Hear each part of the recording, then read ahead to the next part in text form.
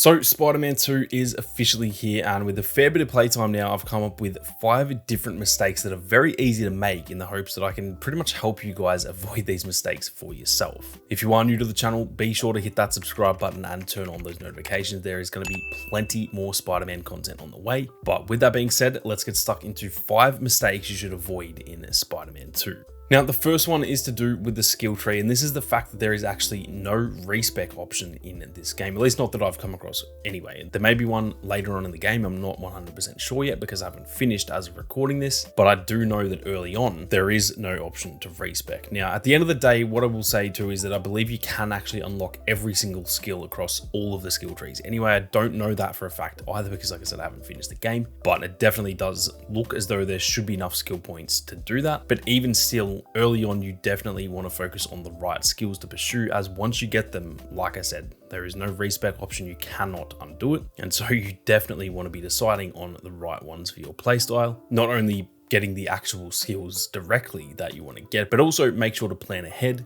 and kind of look at the ones ahead of the one you're about to unlock, for example, to make sure that that actual path that you're unlocking is the one that you want to go with. Maybe the very next skill you can unlock is really good, but the next 3 after that aren't very good. Whereas maybe over in the next skill tree, the direct one you can get is not that great, but the 3 after that are really, really good. And so that's what I mean when I say plan ahead. Be sure to look at all of them before you get them, because like I said, once you've got them, you cannot go back anymore.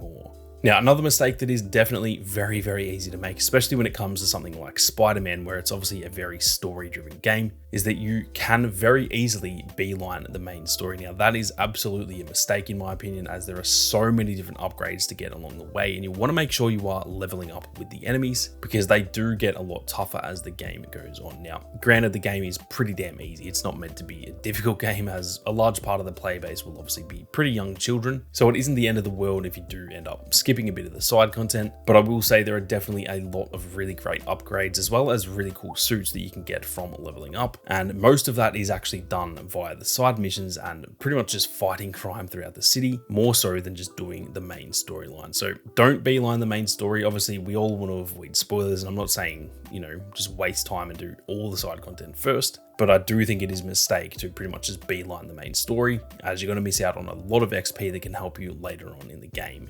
Now, next up, another very easy mistake to make when it comes to being stealthy is not scanning your enemies. Now, what I mean by that is that when you are in a stealthy situation where maybe you're using your web line and you're above an enemy, what you want to be doing is pressing that R3 button to scan that enemy, because what it will actually say is whether they are safe or whether they are dangerous. Now, what that means is that if they are dangerous, if you try and attack that enemy, even if it's a stealth takedown, someone in that vicinity is going to see that and your cover is going to be blown. Whereas if it says safe on them, that means you can take them out and no one is going to see that, because obviously there are a lot of times when there are enemies bunched up together. So what you want to do in those stealthy situations is you pretty much want to scan your enemies before you actually engage in battle. Now, if it does say dangerous, what you can do is find the enemies who are in that vicinity and try and distract them so that they essentially walk away from that enemy, and then they will become safe, at which point you can do a takedown. Now, distractions can be anything from simply just shooting your webs, you know, at something that nearby that's going to distract them and make them walk over there. There are also a lot of stuff just in the environment that actually are set there so that you can distract enemies. So be sure to use that scanner, survey the situation first before you do that takedown,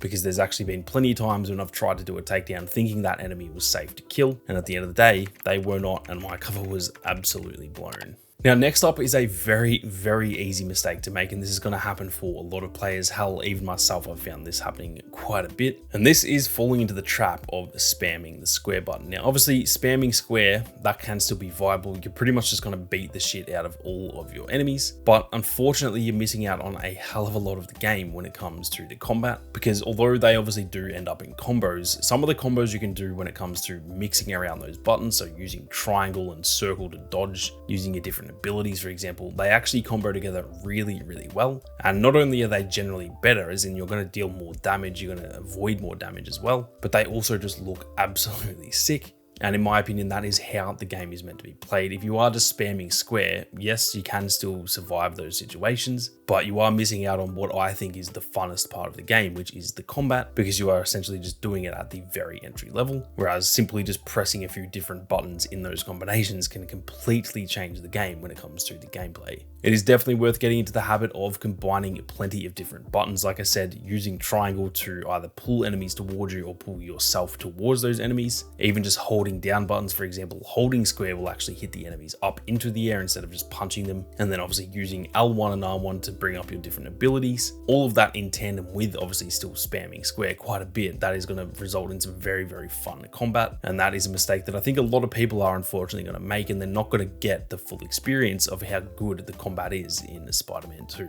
Now, last on the list, we have something to do when it comes to the skill tree. And this is that you do not want to focus on upgrading any one character too much over the other. Now, whether you really like Peter or you really like Miles, obviously we all have favorite characters within Spider-Man. It is not worth having any favoritism, because let's just say, for example, Peter is your favorite Spider-Man and you want to focus on him and play as him whenever you want.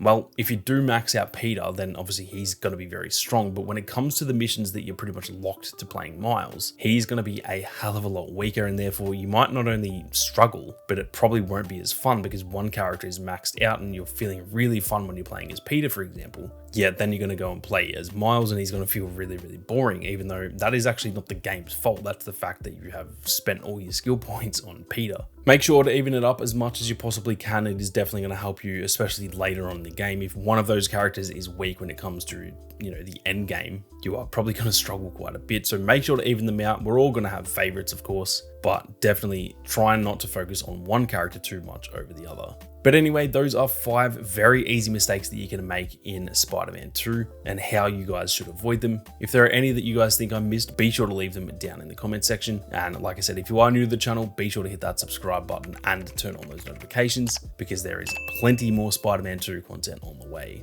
Thank you all very much for watching. You guys have a great day and I'll catch you all in the next one.